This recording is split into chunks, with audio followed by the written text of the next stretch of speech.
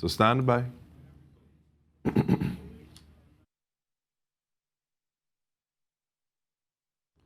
Greetings and welcome to In-Depth. I'm Dike Rostant.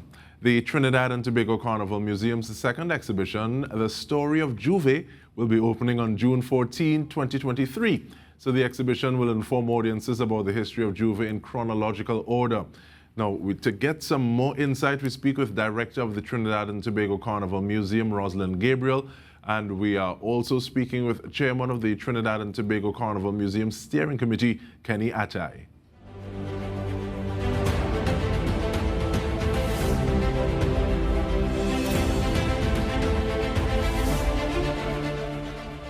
So we're saying greeting to you both, but in terms of getting an idea about the museum itself, Ms. Gabriel, let's get that from you, please. What is it there for? And I even want to ask, how long have you been hoping that there's something like this on the horizon? Well, thank you very much for having me today. And I'm so happy to answer that question because the museum has been a dream of mine for as long as I have been in Carnival. It has been so necessary because along the way, all these years, and well, you know, it's about, I would say, upwards of 5 decades I'm in Carnival. Research for children especially has been very difficult. Every year they have projects to do. The children scramble. They don't know where to find the information, who won king, who won queen. But more so, we are the home of Carnival, and our history does not have a home. And so sometime in 2021, an RFP was advertised in the newspaper, and we applied. That is the TTCBA together with the Carnival Institute of Trinidad and Tobago. And we were successful and were awarded the use of the Penny Bank building on 81 Charlotte Street. And so the dream became reality. And this is how we are here today, being able to launch a second exhibition while we carry out the long-term project. And in terms of that long-term project, I know some people saying, well, this had to be a start because the amount of history, even like looking at physical costumes themselves, you'll want a little more real estate. But even before we get to something like that, Mr. Attai, tell us a little bit about the exhibition, please, The Story of Jouvay. Good. Okay, and thanks again for inviting us for this this interview. So, we all know Carnival is all about stories, and so the theme of the Carnival Museum is about stories. The first exhibition that we had last year, when we opened the museum, it was about the history of Carnival. This exhibition is about the story of Jouvay over chronological period, as you mentioned earlier on, during the emancipation, post World War II, and the new millennium. What we are doing is exhibiting that story in the form of backyards where they all started. So there's a backyard that will show what the emancipation period used to be like, where the Camboulet actually started in a backyard, and that transformed into an annual celebration actually. Followed that is the post-World War II era, where the influence of the soldiers and the military officers had a part to play in what was presented on the road for Carnival. And then we move into the new millennium, where the Jouvay now took up a different form to what it was. But still, there's a thread from the very first to where it is right now in terms of the traditional type of characters that you'll see in Carnival.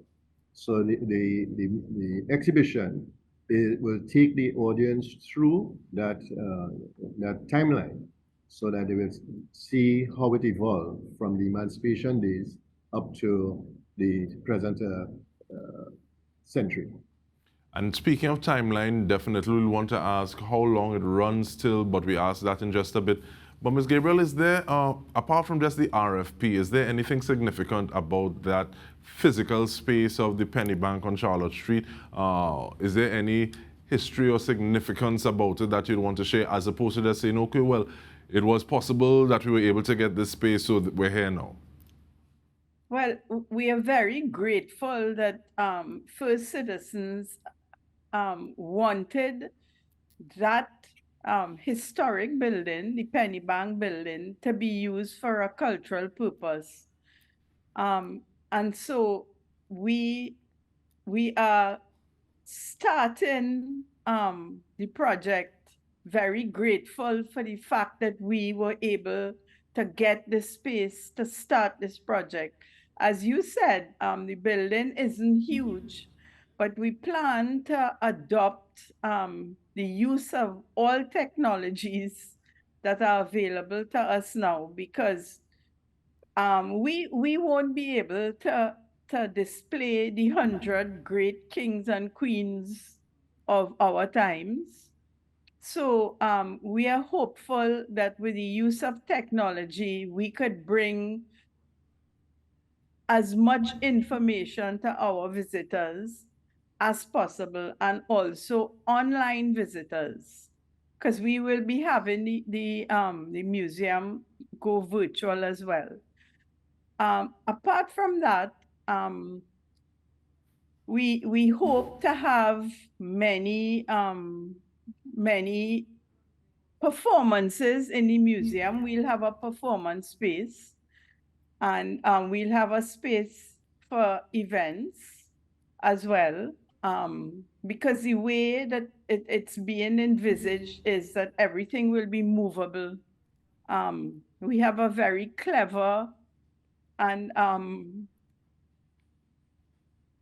innovative architect, and we are very happy to have him on board. Sean is his name. Also too, we hope to have exhibitions along the way until we are able to open the doors of the museum finished, which is estimated for 2025. I know you're saying these things, and I'm just smiling because I feel so much of the carnival energy in them, in terms of like being able to break down a space, use it, repurpose it, and that's just part of what is needed, because you don't have everything you want, but at the same time you do it, and it looks, it just carries you to a level, and and I'm sure that quality is going to be up there. And even looking at the fact that this is something that will be virtual in just a bit, and using the technology, I think, is something that is very important. So you can imagine you're standing up in a space and you're seeing something like Tantan and Saga Boy, because it's been cast via lasers or some other type of technology. So you get not necessarily the full idea of scale, but definitely looking and seeing what it is possible right here in Trinidad and Tobago. Well, after that piece, it wasn't a question, it was more a statement. But we take a short break, we return, we are speaking about the Carnival Museum and their upcoming exhibition, The Story of Jouvay. Stay with us.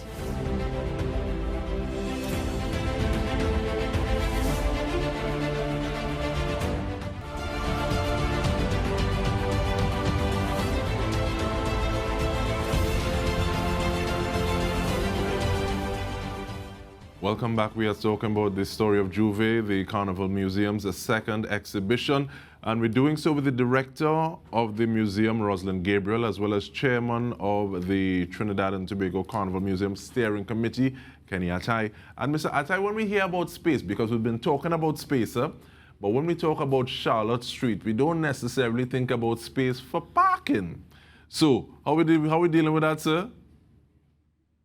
Well, yes, we do have limited space, car park at the back of the museum, the building. But we are also making arrangements to partner with one of the car parks on Duke Street, just one block away, where visitors will also be able to utilize that space there and be accompanied across with security to the museum. What we are trying to do is, even though we are in this space that is very busy, it is also the bowels of where festival started and Carnival. So we want to work along with the community so that people can just feel comfortable in terms of how we could transform this building. And when we speak about the Carnival Museum, we are referring to a space. Part of that space is the actual physical museum. As Mrs. Gabriel said, we also have a digital. We will have a digital version. We're going to be using a lot of AI.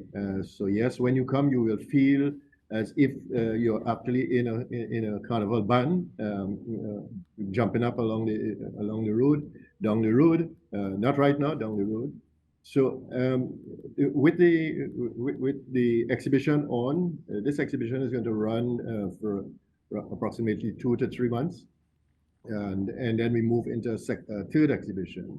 While a lot of renovation is taking place in the building, but to keep the momentum going, we are having a series of temporary exhibitions along the line. So each exhibition will probably run between 3 to 4 months based on what is going on at the particular time. So, for example, now we're doing Jouvay. The next one will be on Pan. So we will be in alignment with the month of Pan. And then coming down, we're going to have Calypso. So because we are covering all art forms. Carnival is about all 3 art forms. And so everybody is going to get their share in terms of an exhibition that will highlight the skill, the craft for that particular art form.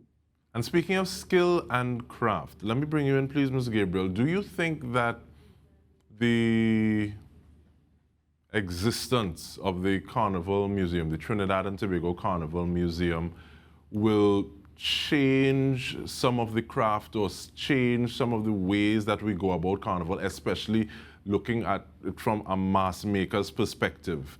Because sometimes it feels as though, okay, well, we build it and then how it happened after, as opposed to building for a little longer. What are your thoughts on that? And you can take that and phrase that question anyhow you want. One of the big reasons that this dream remained in me for so long until it materialized was the need to be able to hand over the craft from person to person, because when we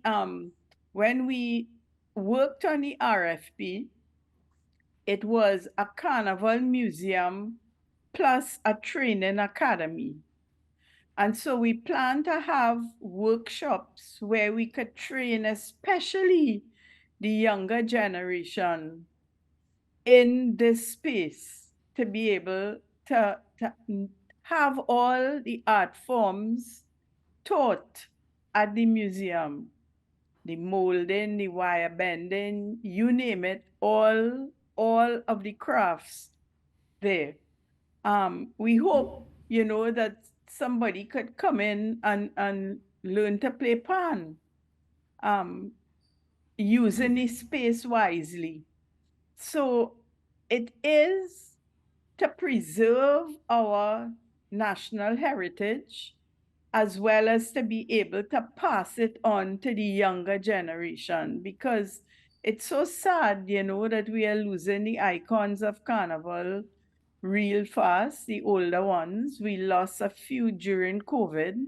And so I am anxious to be able to start a nursery for mass, especially, to be able that the young ones could come in, feel at home in a workshop in the Carnival Museum, to learn the crafts of Carnival.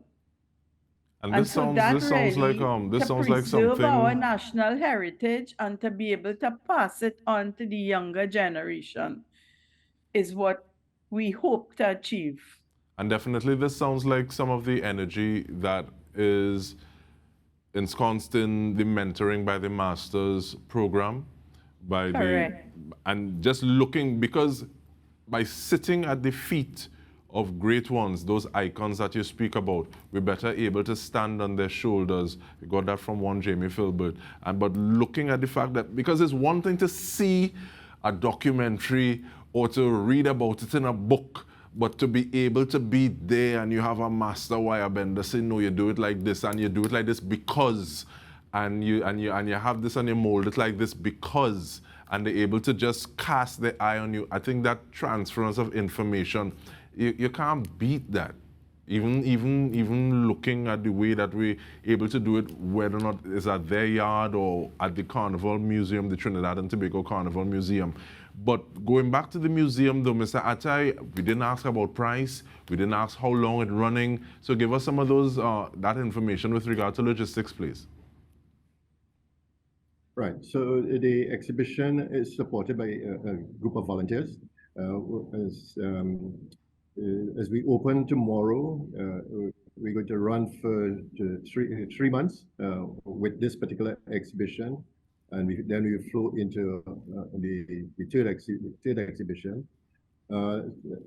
Entrance fee will be $40 TT for adults, 12 and over, and school children in uniforms will be free. And because of the space, again, we will limit the groups to be to a maximum of 10 at a time, so that it wouldn't be too inconvenient moving around in the space. Yeah, so $40 TT entrance fee. During the exhibition on selected days, as Mrs. Gabriel mentioned, the art form, we will be having a particular art form on in the backyard. So say, for example, one day there may be a little wire bending workshop. Another day might be something to do with pan. Another day might be something to do with calypso. So throughout the exhibition period, on selected days, we will have workshops. Or it may even be the opportunity to put on one of the traditional mask costumes and parade yourself in the space. And with that, also wondering whether or not schools can make special arrangements. But while you're giving me that answer, the website is www.ttcarnivalmuseum.com. You also have igt.carnivalmuseum, and there is a phone number that I'll let you share, but you give me that answer as well. And I think we have 1 minute for you to just wrap the conversation up in a bow after Mr. Attai is finished, Ms. Gabriel. Sure. Yeah. So go ahead, Russ. I would like to say a special thank you to everybody who stepped into the steering committee with us. When we were awarded or was successful in the RFP, many people came on to help us make this dream come true. And they have been working for many years, I think more than 2 years, Kenny. Yes. More than 2 years pro bono to see this project reach where it is. They know who they are, many names to mention, but I would like to say a special thank you to the steering committee of the TTCM. We are very grateful for the help, and I would like to stress that we are working as we have these exhibitions, and so that I would just like the general public to know that they are coming to an exhibition in a in a part of the building, but that the rest of the building is under refurbishing. So with that, I would like to say thank you for having us. Definitely our pleasure, Rosalind Gabriel, Director of the Trinidad and Tobago Carnival Museum. We also had Kenny Attai, Director of the Trinidad and Tobago Carnival Museum and Chairman of the Trinidad and Tobago Carnival Museum Steering Committee that Ms. Gabriel just said thank you to. This has been In Depth with me, Dike Rostant. Thank you so much for joining us.